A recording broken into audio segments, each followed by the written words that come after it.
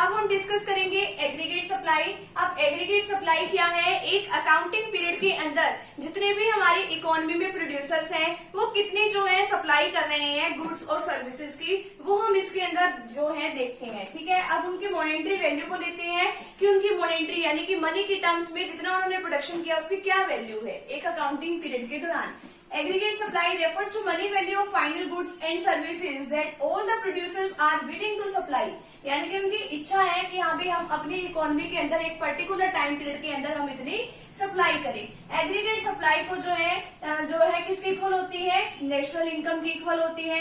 अब aggregate supply हम किस तरीके से निकालते हैं? अब जो पर्सन है वो सारी की सारी अपनी इनकम को कंज्यूम नहीं करता, मतलब सारा का सारा कंजम्पशन एक्सपेंडिचर में सारी की सारी इनकम नहीं निकाल देता, वो उसमें से वो कुछ पार्ट क्या करता है? सेव भी करता है। ठीक है, अब यहाँ पे देखो the major portion of national income is spend. ज्यादातर तो वो खर्च कर देता है कंजम्पशन पे, लेकिन जो है कुछ ना कुछ वो बचा के भी रखता है। अब इसके अंदर बताया गया है कि हाँ भाई नेशनल इनकम ये किस तरीके से है। अब हमने सर्कुलर फ्लो वाला जो चैप्टर है वो पढ़ा था, उसके अंदर हमने 2 सेक्टर मॉडल किया था, एक हाउस होल्ड सेक्टर एक प्रोड्यूसिंग सेक्टर। ये अपनी जो है सर्विसेज दे रहा है, household sector producing sector को land labour capital entrepreneur factor services ने दी, इसके बदले में इसने इसको पेमेंट करी, इसके पास पेमेंट आई।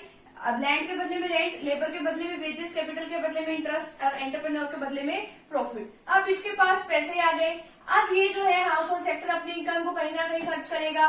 ठीक है, अब इसने तो पहले गुड्स और सर्विसेज मंगवा ली इससे प्रोड्यूसिंग सेक्टर से।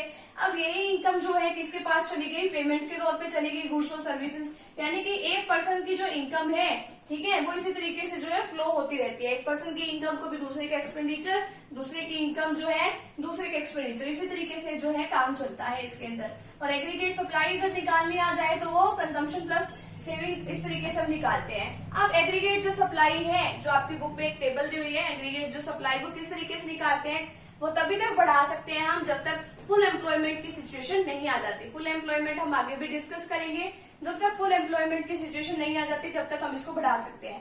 अगर एम्प्लॉयमेंट 0 है तो एग्रीगेट सप्लाई भी कुछ नहीं होगी। तो जैसे जैसे एम्प्लॉयमेंट बढ़ेगा वैसे वैसे एग्रीगेट सप्लाई भी हमारी बढ़ेगी। ठीक है, इस तरीके से हमने इसको यहाँ पे प्लॉट कर लिया। वाई एक्सिस पे एग्रीगेट सप्लाई और ओ एक्सिस पे हमने एम्प्लॉयमेंट ले लिया और एग्रीगेट जो सप्लाई है वो हमारी बढ़ रही है। ठीक है, जैसे जैसे एम्प्लॉयमेंट बढ़ रहा है वैसे वैसे हमारी एग्रीगेट सप्लाई भी कॉन्टिन्यूसली बढ़ रही है। ठीक है, और अगर हमें वैसे निकालना आ जाए एग्रीगेट सप्लाई किस तरीके से निकालते हैं? कंजम्पशन प्लस सेविंग करके इस तरीके से हम निकाल लेते हैं। तो यहाँ पे जो है एग्रीगेट सप्लाई का टॉपिक यहीं पे कंप्लीट होता है। तो फटाफट से भी आप इतने का स्क्रीनशॉट ले लीजिए।